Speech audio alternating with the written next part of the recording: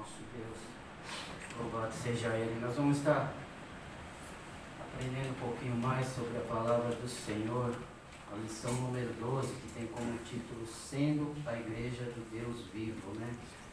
E já encaixando aqui, nesse Sendo a Igreja do Deus Vivo, eu quero contar um testemunho, que até o pastor Alberto tinha perguntado se tinha algo para testemunhar semana passada, tinha acabado até esquecendo. E muita alegria me trouxe no coração, porque foi uma oração feita, pastor, aqui na vigília. E Deus atendeu essa oração. Né? Então eu vou contar para os irmãos o testemunho aqui bem rápido. Essa mulher, ela trabalha com a gente na linha, né? E de vez em quando ela tinha que sair para atender o telefone. O filho dela, o Thales, que nós apresentamos aqui em oração, Thales Vinícius, ele sofre de ansiedade. Sofria. E uma vez ela comentou isso, né? Um olho assim, bem cheio de lágrimas. Ela comentou que o filho dela estava vivendo isso. Aí teve um dia que eu falei assim, ó, sexta-feira à noite está tendo vigília na igreja, vai ter oração. Você quer dar o nome dele? Eu levo pra gente estar orando por ele, né? Eu ainda comentei com ela, falei assim, se tiver um justo ali, Deus vai atender o pedido, né? Somos todos justificados por Jesus, né? Mas eu falei pra ela, se tiver um justo, e eu tinha esquecido disso, né? Eu falei pra ela. Aí, depois aconteceu a oração aqui no culto de vigília, e na semana, passou 2, 3 dias assim, eu não perguntei nada pra ela. Aí teve um dia que eu não aguentei, eu perguntei, falei, e aí, como é que tá seu filho? Que ele mora longe, né? E ela falou assim, eu não te contei, ele tá bem melhor. Desde aquele dia que você levou o papel lá na oração, ele não teve mais. Ele tá alegre agora, ele é outra pessoa. Eu falei, glória a Deus, né? Que Deus ele atendeu o pedido. Então a importância de nós estarmos orando junto como igreja, sendo a igreja Deus vivo nessa terra. Né? Então Deus coloca no nosso coração, a gente faz, né? Então é com muita alegria e ver que agora ela não precisa sair do serviço assim, parar o trabalho dela para ir atender telefone. Ela falou que agora ele não está mais ligando assim, liga para conversar, coisas normais, né? E eu já falei para ela, falei assim, você pergunta para ele se ele quer uma Bíblia, que a gente vai estar mostrando também passagens que tem homens que tiveram crise de ansiedade, depressão, né? E nós vamos estar mostrando para ele entender que Deus tem um plano na vida dele também, né? Então, continuemos em oração, sim. Vamos orar. Porque tem muitas vidas aí que... Eu lembro que naquele dia teve mais um pedido de oração também pela mesma causa, né? Então, eu falei assim, é importante a gente vir aqui também testemunhar. Não só pedir a oração, é importante pedir, vamos interceder, mas vir testemunhar, porque a bênção foi recebida, né? E vamos estar orando por essa família para que Deus venha salvar elas também, né? Então vamos estar aprendendo mais sobre a igreja do Deus vivo, né? A natureza da igreja do Deus vivo, Cristo, o relacionamento com a igreja e as armas da igreja do Deus vivo, né? Vamos estar fazendo a leitura bíblica em classe, que se encontra em 1 Timóteo 3, 14 ao 16, depois Efésios, capítulo 5, do versículo 25 ao 27, depois o 32. Eu vou estar lendo os pares aqui, a igreja, os ímpares, amém?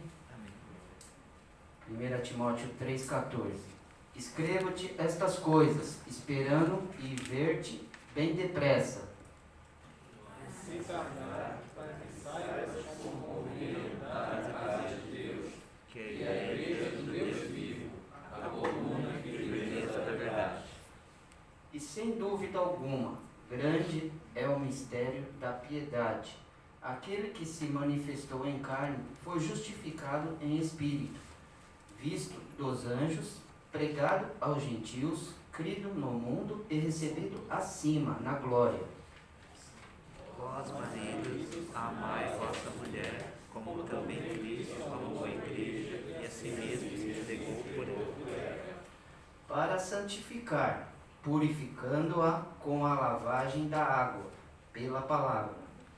Para apresentar a si mesmo igreja gloriosa, sem mácula, sem ruga, nem coisa semelhante, mas santa e irrepreensível. Grande é este mistério, digo-o, porém, a respeito de Cristo e da igreja. Né? Vamos estar chamando o nosso professor dessa noite, o pastor Inácio, está orando por ele, para que Deus possa estar usando ele poderosamente. Amém? Pai amado, Pai santo, em nome de Jesus, Pai. Já louvamos, bendizemos o teu santo nome, Senhor, te engrandecemos, Pai, porque só o Senhor é Deus, meu Pai. Em nome de Jesus, Pai, nós te pedimos, Senhor, pela vida do teu filho, Senhor, em nome de Jesus, usa ele, Senhor, como um canal de bênção para nossas vidas, Senhor. Fala, Senhor, nos ensina-nos, Senhor, da maneira que tu queres, meu Pai. Em nome de Jesus, Pai, guarda ele também, Senhor, venha renovando a saúde do teu filho, Senhor, a cada dia mais, Senhor. Em nome de Jesus, Pai, nós te agradecemos. Amém.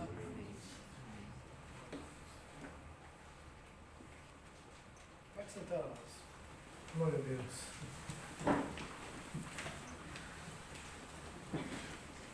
Mas é tempo que a gente não usava máscara para diferente. Prevenir é melhor do que remediar. Né? Então, amados, o que nós vamos estudar hoje é algo que a gente aprende cotidianamente aqui na igreja, nos estudos. Quem participa dos estudos no meio da semana sempre é levado a meditar nessas coisas, comentar, ter a oportunidade de fazer perguntas, acrescentar também, né? E hoje nós vamos estudar isso. Muitos irmãos não estão aqui hoje exatamente por causa da influenza, que está pegando muita gente, está tendo muitos casos. Então alguns estão infectados, outros estão caminhando para isso, mas é bom evitar, né? Então, na verdade, a igreja do Senhor Jesus, ela se reúne como um corpo, porque um membro precisa do outro membro, assim como no corpo nosso, um membro precisa do outro. Estão todos ligados por juntas, ligaduras, nervos, né? Que nos fazem ser um corpo, né? Verdade? Mas a igreja, ela não está livre dessas influências que são nocivas e também procura enfraquecer a identidade da igreja, que ela representa Cristo na terra. E por isso nós vamos estudar nessa lição o quê? Nós vamos estudar que o relacionamento da igreja com Cristo é vital para manter-se viva, para manter-se alinhada com a vontade de Deus. Que os inimigos da igreja são muitos. E de várias formas o inimigo ataca a igreja, querendo desanimar os crentes, colocar entre nós divisões, contendas, intrigas, exatamente para dividir, enfraquecer e aí destruir. Mas a igreja foi edificada por Jesus e as portas do inferno não prevalecerão contra ela. Amém? Então, nesse relacionamento que, como igreja, nos afastamos do mundo, vivemos o propósito de Cristo aqui na terra. A igreja do Senhor vive para Jesus. Eu, você, como igreja do Senhor Jesus, temos que entender isso. Eu vivo para Jesus. E as coisas que eu tenho que fazer no mundo, eu faço, mas confiando no Senhor, pedindo a ajuda dEle, a sabedoria que vem dEle. E ao contrário, muitos pensam que só precisa ser crente na igreja, nos cultos, e depois levam uma vida normal, tentando resolver os seus próprios problemas, quando na verdade acabam se envolvendo em situações, em problemas que vai afastá-los dessa comunhão com Deus. Na verdade, nós, a igreja do Senhor Jesus, o que ela tem que fazer, mano? Nós nos afastamos do mundo, vivemos no propósito de Cristo na terra, assim nos livraremos das influências que o mundo vem trazer. Essas influências são hostis, isso é a verdadeira comunhão com Deus. Então, nós vamos fazer o seguinte, amados. Nessa lição nós vimos vários nomes que é dado à igreja, né? Como ela é chamada. Alguns símbolos que a Bíblia retrata a respeito da igreja. Então, quem lembra de um dos atributos ou nomes que é dado à igreja na Bíblia?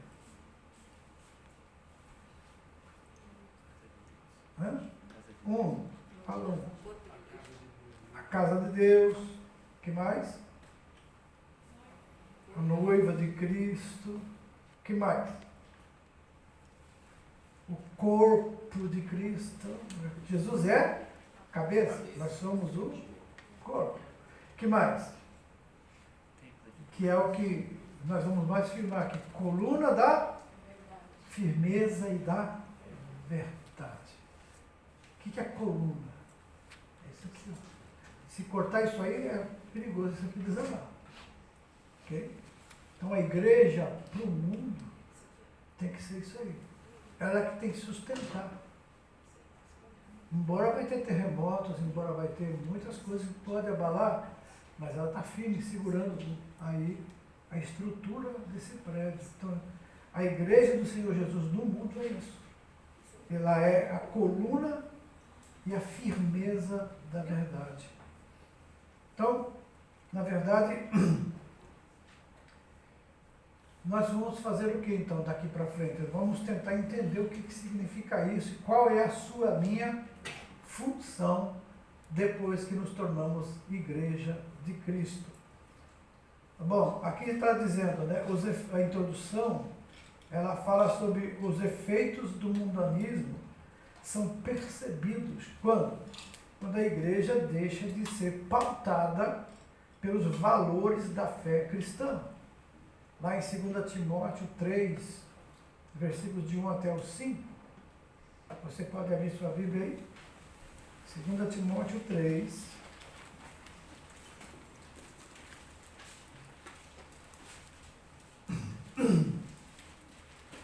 Aqui Paulo está falando o que aconteceria nos últimos dias. Ele diz, saiba que nos últimos dias haverá tempos muito difíceis. As traduções diz trabalhosos, né? Porque as pessoas só amarão a si mesmas. E também ao dinheiro. Serão arrogantes, orgulhosas, zombarão de Deus, desobedecerão os seus pais, serão ingratas e profanas, não terão afeição nem perdoarão, caluniarão outros e não terão autocontrole, isso é, não pessoas descontroladas. Serão cruéis, odiarão o que é bom, trairão os amigos, serão imprudentes e cheios de si e amarão os prazeres em vez de amar a Deus. E o quinto diz, serão religiosos apenas na aparência. É uma aparência de religiosidade e devoção, mas rejeitarão o poder capaz de lhes dar a verdadeira devoção. E ele diz, fique longe de gente assim. Então, essa é uma advertência que já é escrita pelo apóstolo Paulo ao jovem pastor Timóteo, para que ele soubesse como a igreja de Cristo tem que funcionar e como está a situação do mundo. E se você olhar para o que está acontecendo agora, sempre houve essas coisas aqui, mas sempre houve. Mas agora está aumentando em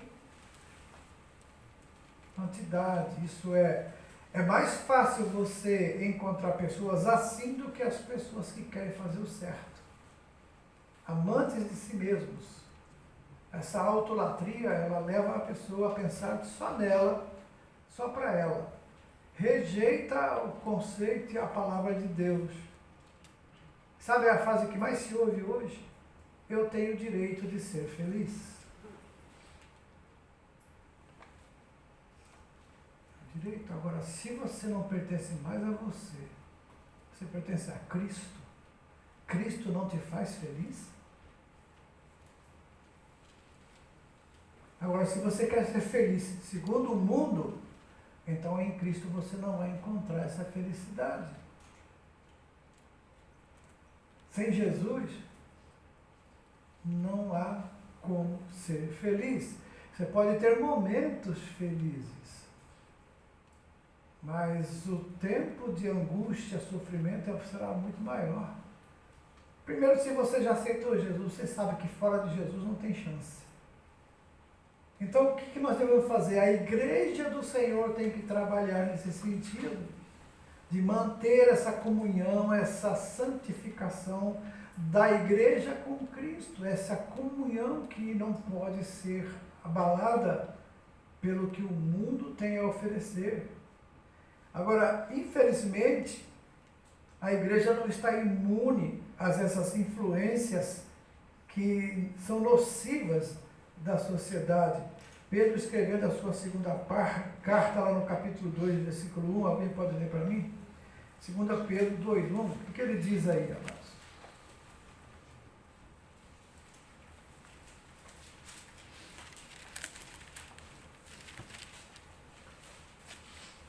A igreja vai ter isso dentro dela.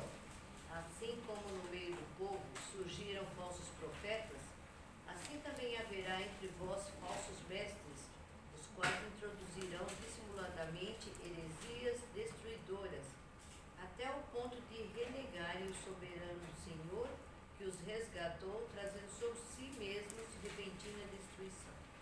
O que você mais encontra hoje na internet? Antigamente era até mais, eles tinham que entrar na igreja. Hoje eles entram na casa das pessoas, dos crentes, e as palavras deles são tão boas, tão bonitas, tão inteligentes, que o crente acaba achando que aquilo ali é a mensagem bíblica. E muitos crentes, por não conhecerem a Bíblia, acabam aceitando o que eles falam, porque na verdade ele falou de Jesus, falou de Deus, e ele agora introduz a doutrina dele. Isso não é novo, porque lá no Éden aconteceu isso. Satanás falou para Eva, Deus disse que você não poderia comer de nenhuma árvore do jardim, porque foi um gancho para laçar Eva e puxar ela para ele. E ela disse, não, a gente pode comer só daquela árvore do conhecimento do bem e do mal, que Deus falou não. Aí ele disse, sabe por que Deus falou para você não comer? É porque o dia que você comer, você vai ser igual a ele. Vai saber tudo que ele sabe. E ela caiu nessa falácia, nesse engano. E ela pensou, boba, então eu vou ser igual a Deus? Que bom. Então veja que ele não deixou de falar de Deus, não deixou de falar do que Deus disse, mas ele mudou o sentido. Hoje não tem tanta gente querendo reescrever a Bíblia. Não tem tantos líderes aí querendo mudar certas situações da Bíblia. Não tem tantos teólogos aí querendo mudar, reinterpretar a Bíblia. E é isso que está acontecendo. Principalmente agora, sempre houve, por isso as heresias, mas agora está mais forte os ataques à palavra de Deus.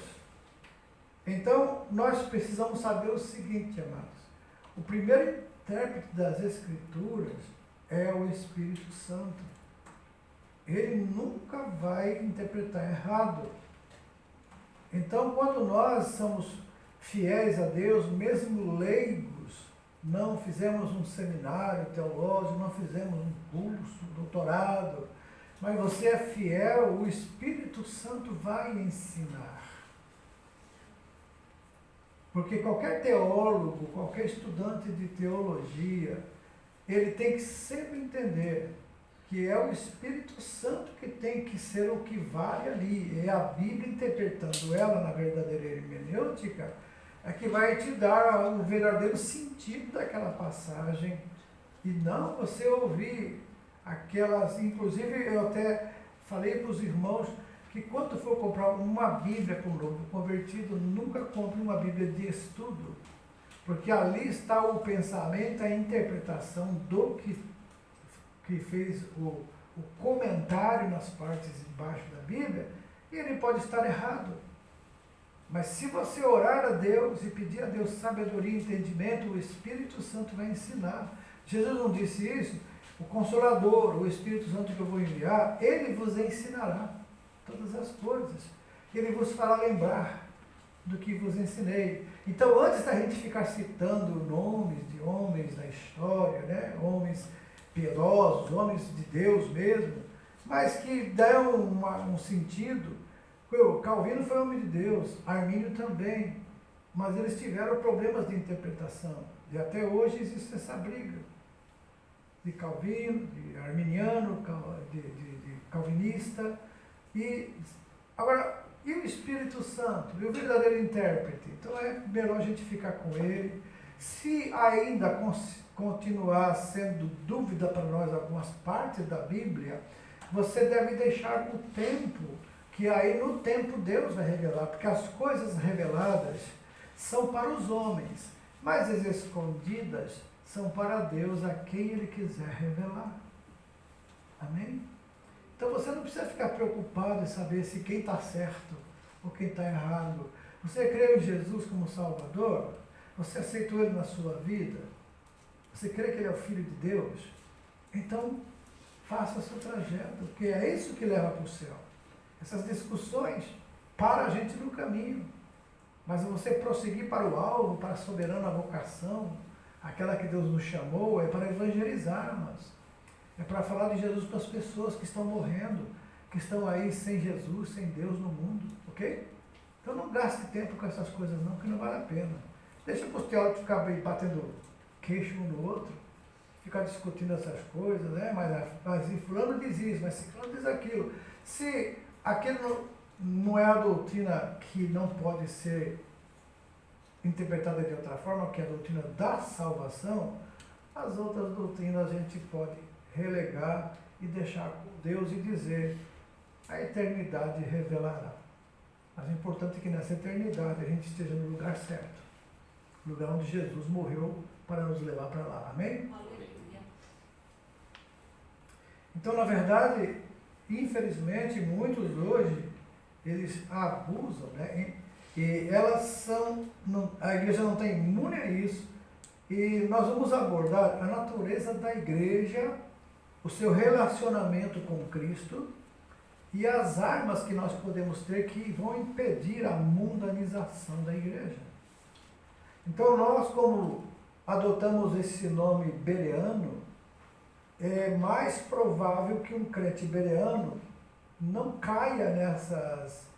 Se ele for realmente um bereano, ele vai ouvir tudo, mas vai fazer a inspeção aonde? Onde vai passar, né? Para ver se está tudo certinho. Vocês lá na fábrica, quem trabalha com inspeção aqui de peça, né? A peça está pronta, passa por você, você que vai dizer, está certo, está errado, está precisando daqui, está furioso ou não, né? Não é verdade? Então, o crente bereano, ele ouve tudo, ele até pode achar bonito, gostoso, bom, mas ele vai lá na Bíblia e confere. Aí, se tiver na Bíblia que foi falado, glória a Deus, eu recebo. Senão você para, não, então isso aqui, ó, vai, como disse Paulo, né? Ouça de tudo, veja de tudo, mas retenha o que é bom. Então, tem dois embornados crentes. Sabe o que é embornar? Quem é mineiro sabe. É aquele saquinho que põe do lado aqui, ó, para guardar, pegar as coisas e guardar, né? Embornar. Então, você tem duas sacolas dessas do lado e do outro. As coisas boas você põe para guardar, as coisas ruins você põe na furada. Fica no caminho, você não é afetado por elas. Elas não vão te alimentar, porque são coisas erradas, ok? Então a proposta, então, qual que é? A proposta, essas armas que vão impedir a mundanização da igreja, é chamar a atenção para o papel da igreja do Deus vivo como coluna e firmeza da verdade. Lá em 1 Timóteo 3,15, ele fala sobre isso, que a igreja é a coluna e a firmeza da verdade. Então isso nos dá a segurança de estarmos fazendo o que é certo. Você muitas vezes tem igreja que fala assim, pastor, não sei quem que eu ouço, lá ou aqui, lá naquela igreja pode, aqui não pode, lá, ali aquele pastor deixa, o outro não deixa. Qual é a nossa, né? Onde a gente vai conferir quem está certo? Você não precisa nem ser feita essa pergunta, né? É só ver o que o ensina, onde ele se baseia, e ver o que o ensina, onde se baseia, para você ver na Bíblia e conferir. Conferiu? Está certo? Quem está certo? Pode ser que nenhum dos dois esteja certo. Então o que você faz? Fique com a palavra. Você nunca vai ter problemas. Agora, se você seguir, eu fiz porque o meu pastor deixa, eu fiz porque o pastor. O pastor não é o Senhor da igreja e nem do crente. O pastor é apenas aquele discipulador, aquele que vai ajudar, que vai amparar. Mas se ele está errado, você não é obrigado a seguir o que ele ensina. E tem muito crente aí que está vivendo manipulado por líderes que querem fazer do crente discípulo dele e não de Jesus. É discípulo daquele ali. E esse discípulo é manipulado, ele é enganado, muitas vezes iludido e obrigado a fazer coisas para o homem e não para Deus. E essas igrejas, se você quer sair de lá, ele te amaldiçoa. Esse líder diz que você vai sair da igreja, mas você pode morrer de câncer, você pode morrer com problema na sua família, Deus pode, o inimigo pode destruir seu lar. Se você sair daqui, você gostaria de ouvir isso? Graças a Deus, como Pedro e Maria entraram na igreja, pelo menos que tem a palavra, porque vocês não são manipulados, é o Espírito Santo que guia vocês, e nós damos aqui para os irmãos a palavra que ela é. Pode haver certas diferenças de entendimento? Pode, mas nunca heresia. Nunca é algo que não podemos confrontar, porque como você sabe, muitas vezes a pessoa pega um texto isolado e aplica aquilo como se fosse algo que tem que ser cumprido sem verificar os outros textos. E aí então fica uma coisa que é meia verdade, que tem coisas que a Bíblia afirma, mas que não é do jeito que a gente fala. Por exemplo,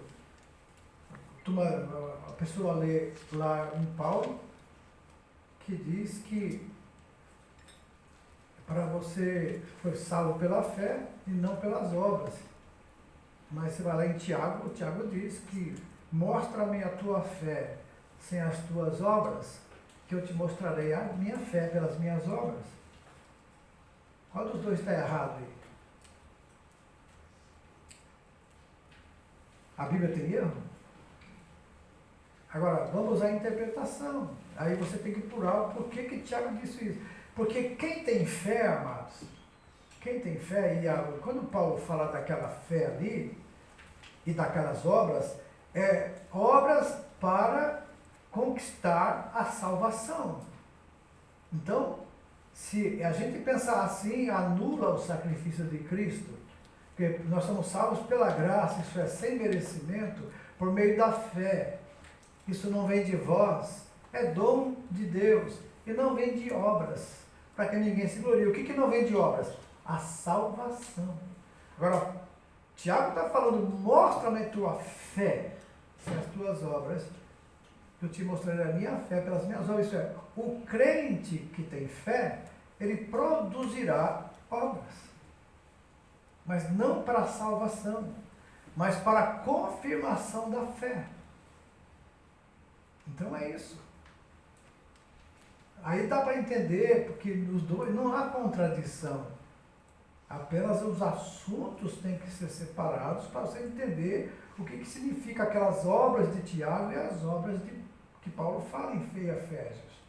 Aí você vai entender, na verdade é isso mesmo. Para ser salvo não preciso de obras, mas para mostrar minha fé eu tenho que ter obras. E qual é a obra? Uma delas, evangelizar. Um crente salvo, realmente, ele vai querer que outros sejam salvos. E vai procurar alcançá-los com a palavra. É essa a função da igreja. Evangelizar. Mostrar ao mundo, revelar Jesus às pessoas. Amém? Então, na verdade, essa igreja que nós estamos falando, ela é outra coisa gloriosa. Vamos ler 1 Timóteo 3,15? Já leu? Lê aí, por favor. Para que se eu, né? Vamos lá, 3,15. Mas se tardar para que saibas como convém andar na casa de Deus, que é a igreja do Deus vivo, a coluna e a firmeza da verdade. A coluna e a firmeza de verdade. O que é aí? A igreja do Deus vivo. Então, o que é? O mundo tem que ver na igreja essa solidez, essa segurança. E não um balançar, entendeu? E não uma coisa que hoje está de um jeito, amanhã está de outro. A natureza da igreja do Deus vivo, primeiro tópico aí. A casa do Deus vivo. Então, Paulo ele está orientando Timóteo a andar na casa de Deus, que é a igreja do Senhor vivo. A expressão casa de Deus ela foi emprestada lá do Antigo Testamento, onde o termo frequente é a casa do Senhor, né? Lá em 1 Reis 3:1, 1 Crônicas 22:11, mas o uso original da expressão refere-se ao templo. Mas o complemento, que é a igreja do Deus vivo, inclui o conjunto dos membros da igreja. Por quê? Porque a igreja não se resume a templos feitos por mãos. Como Deus mesmo falou, eu não habito em templo feito por mãos. Vós sois o meu templo, diz o Senhor. Então pronto, a casa de Deus inclui o conjunto de membros da igreja. E o apóstolo ainda usa os vocábulos domésticos da fé, né? Domésticos da fé, que são as pessoas que vivem junto numa comunidade, a igreja, que são os domésticos da fé. Isso aí, estão na casa de Deus. Mas também fala a família de Deus, lá em Efésios 2:19, a família de Deus. Fala também do corpo de Cristo, lá em 1 Coríntios 12:27. E essa passagem de Coríntios é importante. Vamos lá para ver 1 Coríntios 12:27.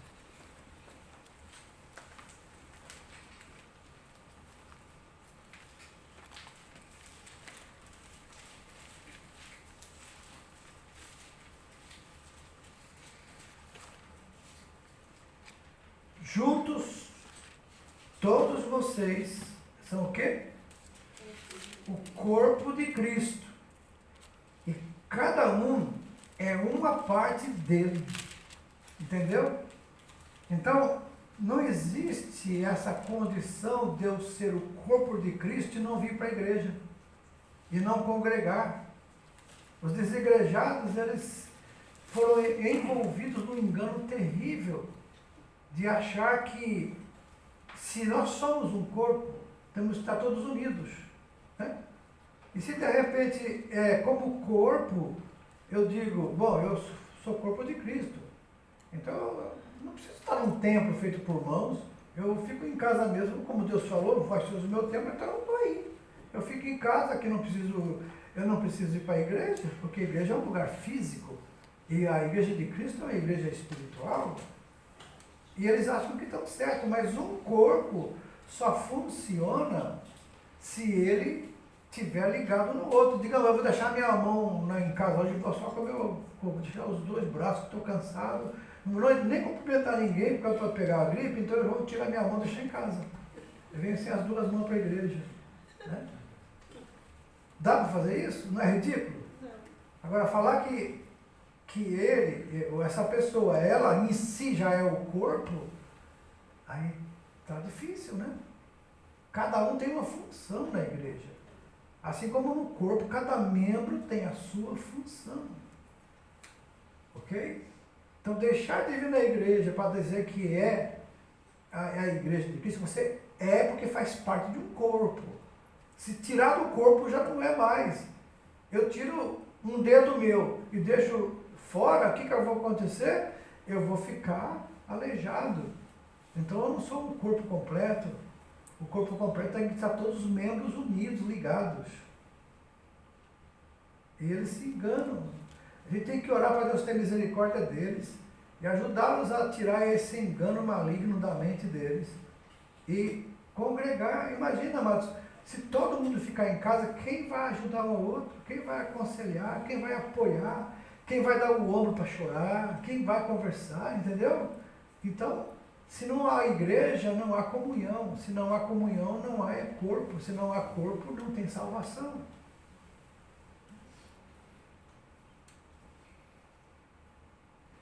Então, o que acontece? Quando Paulo fala isso, ele leva a gente a meditar na questão do templo de Deus. A sentença do Deus vivo enfatiza o verdadeiro Deus em contraste com os ídolos mortos. Isso é, a igreja de Jesus vai mostrar que ela serve um Deus vivo.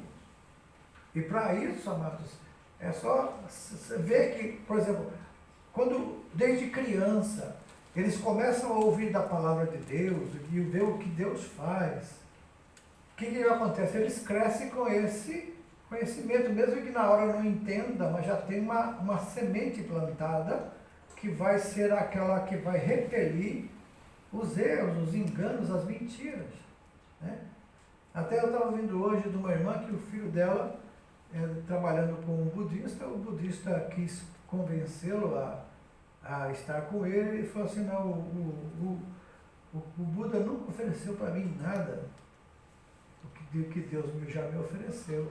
Então, o que o meu Deus pode dar, o Buda nunca poderia dar. Ele nunca me deu certeza de nada, o Buda só é uma filosofia, o budismo. Mas o meu Deus, ele me deu essa esperança, isso que Deus me dá, ninguém pode dar. E aí, então, há alguns que, por não conhecer as Escrituras, acabam achando até bonito a filosofia, porque fala de muitas coisas boas, né? De a pessoa se crescer no conhecimento, isso deve crescer, mas no conhecimento da verdade que Deus deixou, o Criador. Né? Agora, por exemplo, quando a igreja se propõe como a casa de Deus, como o templo do Senhor, como o organismo vivo, se movimentar no mundo e encher o mundo com as verdades da Bíblia, o mundo vai, aqueles que realmente vão crer, vão ter contato com isso e vão chegar para a igreja do Senhor e serem salvos. Então, na verdade, a Bíblia fala que Deus é um ser pessoal, é distinto da criação, porque todas as outras religiões se baseiam na criação.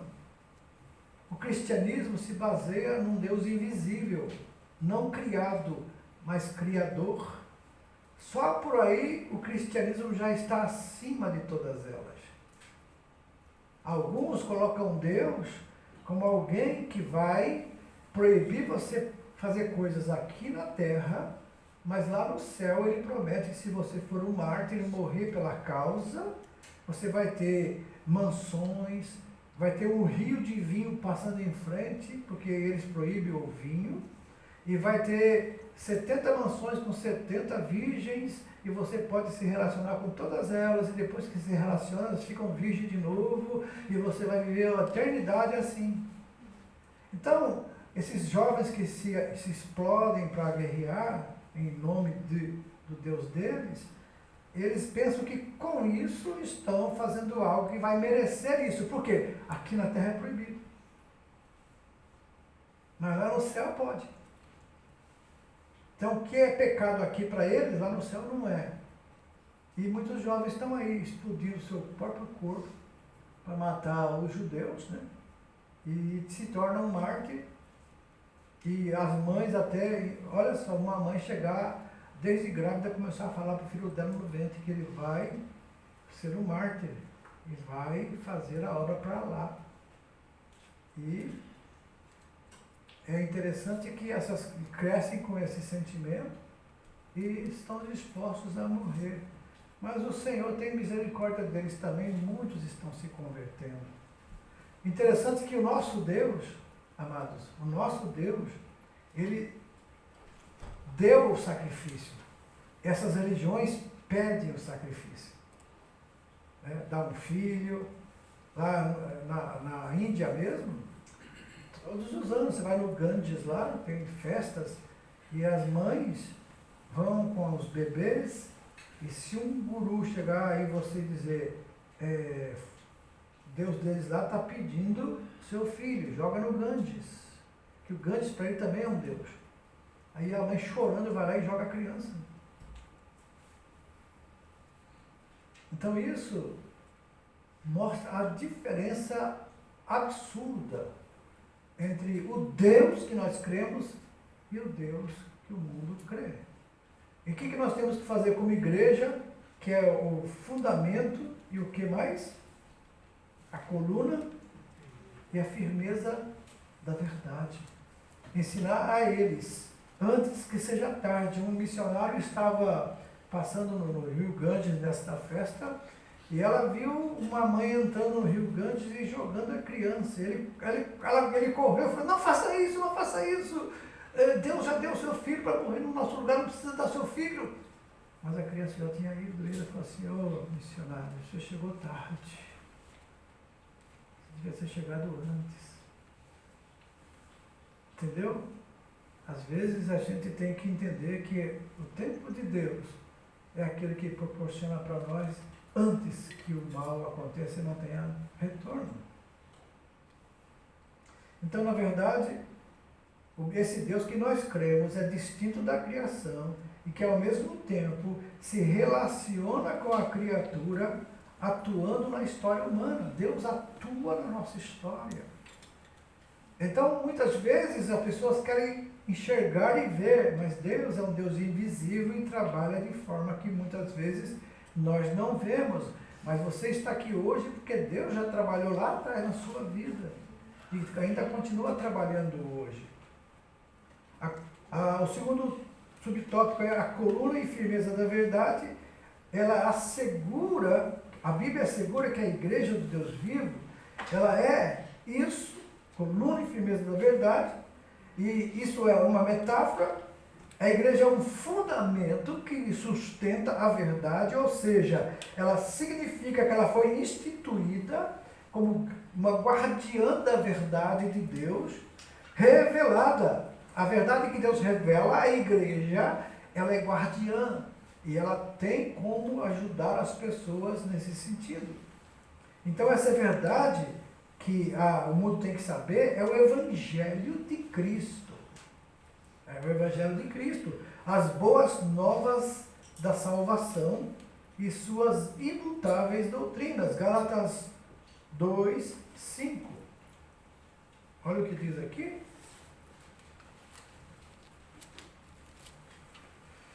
Dois, 5. Alguém achou? Para ler?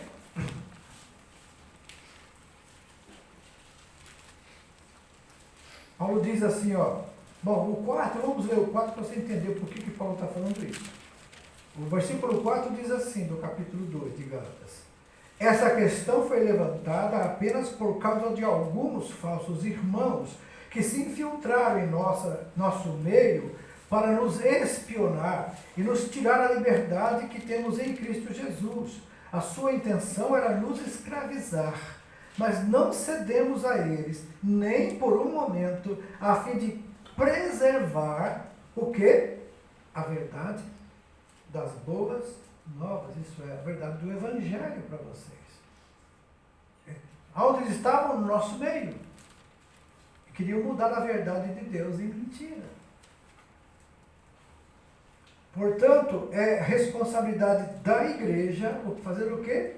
Propagar, testemunhar, defender a verdade do Evangelho. O que Jesus disse lá em Mateus 28, 19? 28, 20? Batizando-as e fazendo o que mais?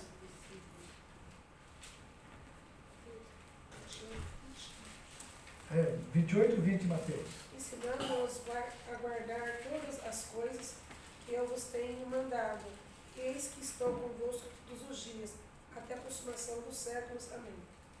Qual que é a função da igreja então? Isso aí, depois de batizar, ensinar tudo que vos tem ensinado, e essa doutrina guardada vai dizer: eu estarei com vocês até o final dos séculos.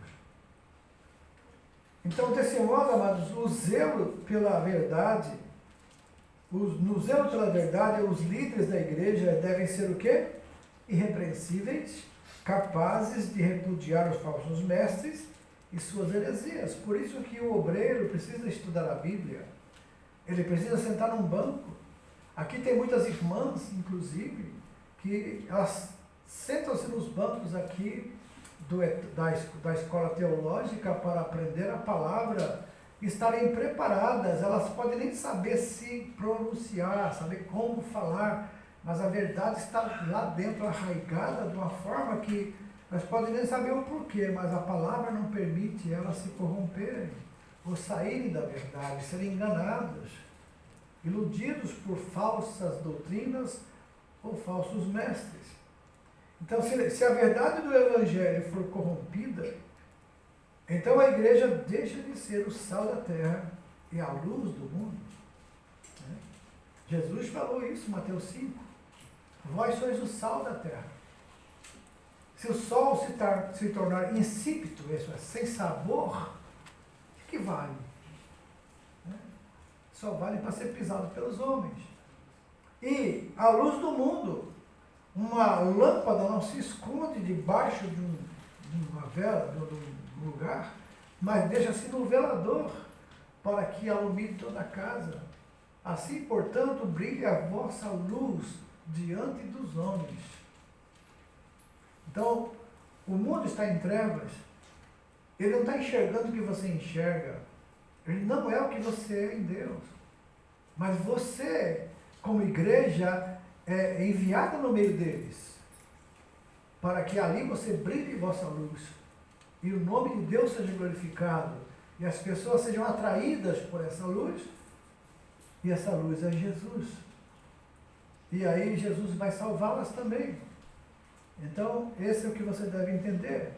Agora, o terceiro subtópico é o mistério da piedade. O que é isso, o mistério da piedade? A verdade do Evangelho é personificada em Cristo. Jesus disse aqui, eu sou o quê? O caminho, a verdade e a vida.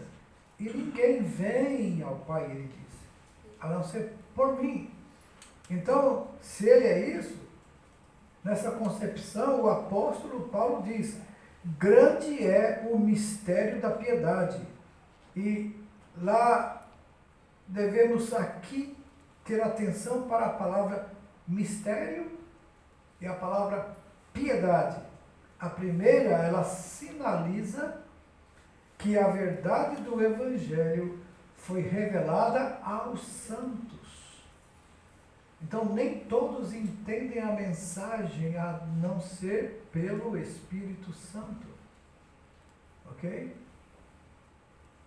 Agora, a segunda relata a base do cristianismo, que é a fé cristã.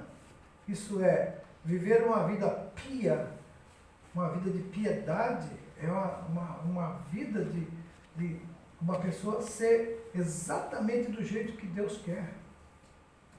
Pessoa piedosa é uma pessoa fiel, é uma pessoa que tem uma fidelidade sem reservas, que ela serve a Deus com um coração sincero.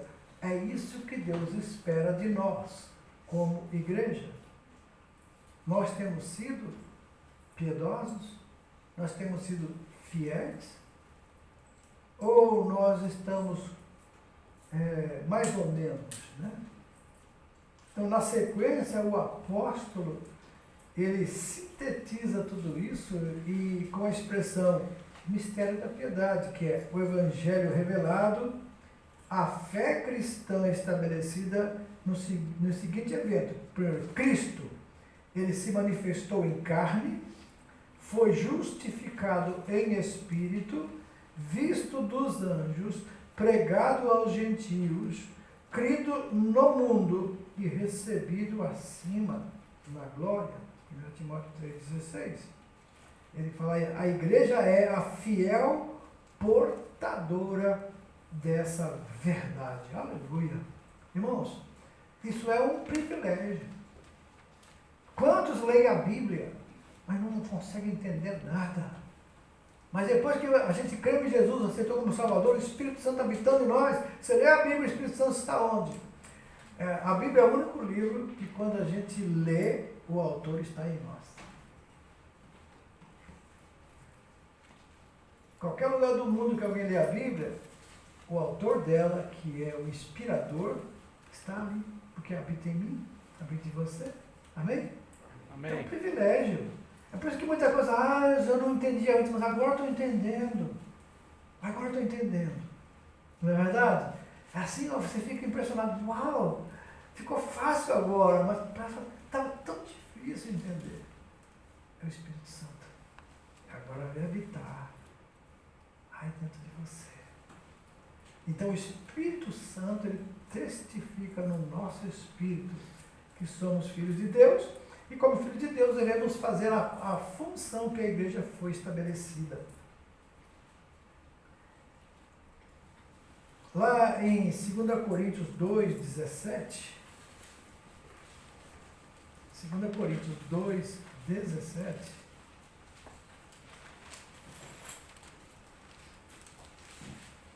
o que ele diz aí?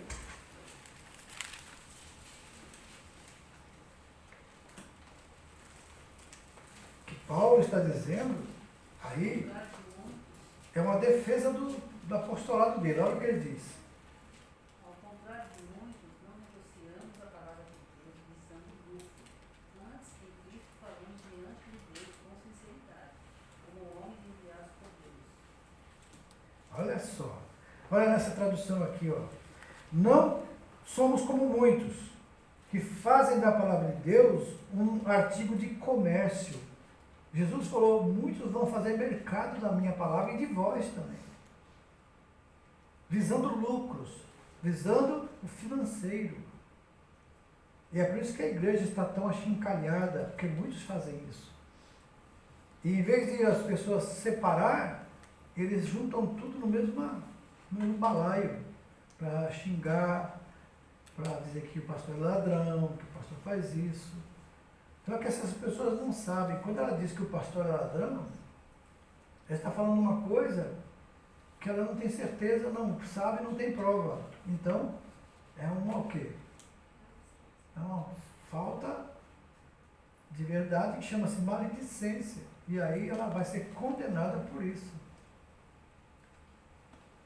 Então, por isso que você tem que tomar cuidado quando alguém fala de alguém, ou de alguma pessoa, de algum lugar, e você já aceita aquilo como verdade. Primeiro, se não conversar com a pessoa, ela não declarar, você não pode aceitar como verdade.